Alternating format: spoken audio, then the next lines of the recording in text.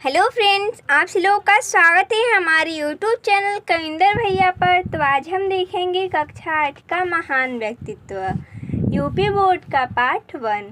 पाठ का नाम है सावित्री। तो देखिए दोस्तों, जैसा कि हम इस पाठ का सारांश देखेंगे, तो चलिए स्टार्ट करते हैं और इस पाठ का सारांश देखते हैं। प्राचीन काल में हमारे देश के मध्य देश पर अश्वपति नाम के एक राजा राज्य करते थे। इनकी कन्या का नाम सावित्री था। सावित्री बहुत सुंदर और गुणवती थी। उसके पिता चाहते थे कि सावित्री को बहुत अच्छा पति मिले। एक बार सावित्री तीर्थ यात्रा को गई।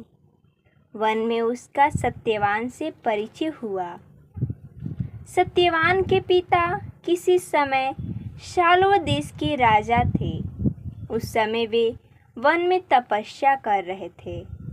दूसरे दिन सावित्री ने अपने पिता से सत्यवान से विवाह करने की अनुमति मांगी। यानी कि सावित्री अश्वपति की कन्या थी, जो कि बहुत ही सुंदर और गुणवती थी। इसलिए उनके पिताजी चाहते थे कि उनका विवाह किसी अच्छे व्यक्ति से हो, यानी कि उनको कोई अच्छा पति मिले। इसलिए एक बार वो वन में गई तीर्थ यात्रा के लिए। तो वहीं पर उनका परिचय होता है सत्यवान से। सत्यवान के पिता शाल्व देश के राजा हुआ करते थे, लेकिन उस समय वे वन में तपस्या कर रहे थे। और दूसरे दिन ही सावित्री ने अपने पिता से अनुमति मांगी कि हम सत्यवान से विवाह करना चाहते हैं।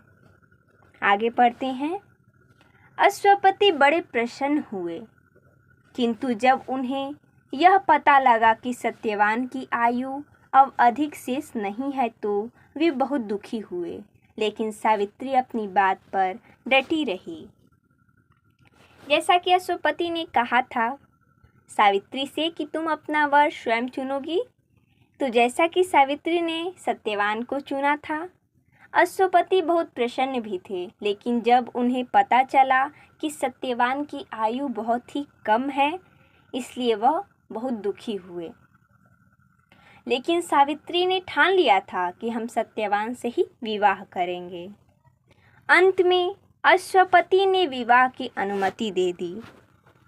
सत्यवान और सावित्री का विवाह हो गया। एक बार वन में सत्यवान के सिर में भयंकर दर्द उठा और वह बेहोश हो गया। उसी समय यमराज सत्यवान के प्राण लेकर चल दिए। सावित्री भी उनके पीछे पीछे चल दी। यानी कि सावित्री ने जीत ठान ली कि हम सत्यवान से ही विवाह करेंगे। उनके पिता को उनकी बात को मानना पड़ा और उन दोनों का विवाह करवाना पड़ा। जब सत्यवान और सावित्री का विवाह हो गया, तब एक बार वन में जब सत्यवान के सिर में भयंकर दर्द उठा और वह बेहोश हो गए, और उसी समय यमराज जी आ गए उनके प्राण को लेने के लिए। लेकिन जब वो उनके प्राण को लेकर जा रहे थे, तभी सावित्री भी उनके पीछे पीछे चली जा रही थी। आगे पढ़ते हैं।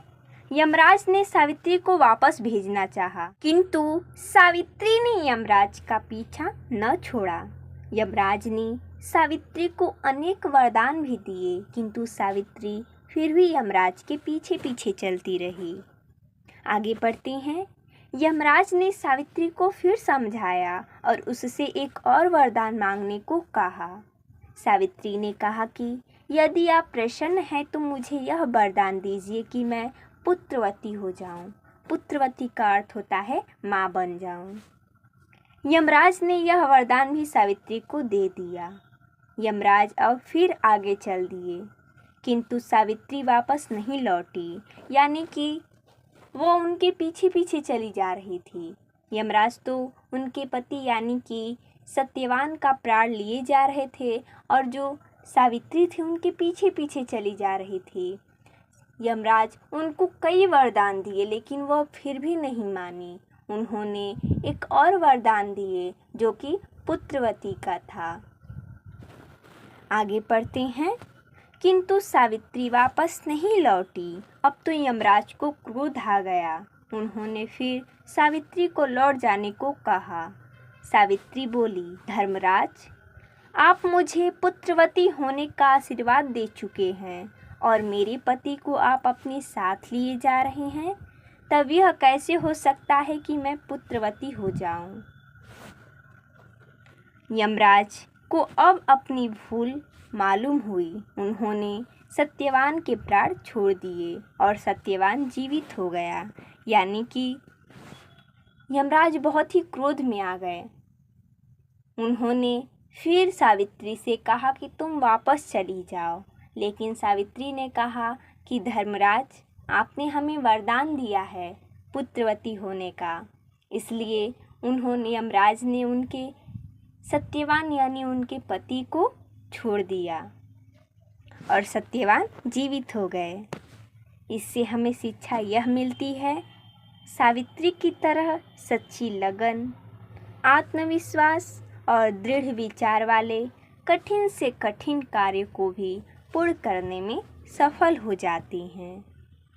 तो देखिए दोस्तों, जैसा कि हमने इस पाठ का सारांश देखा, तो मिलते नेक्स्ट वीडियो में। तब तक के लिए धन्यवाद दोस्तों।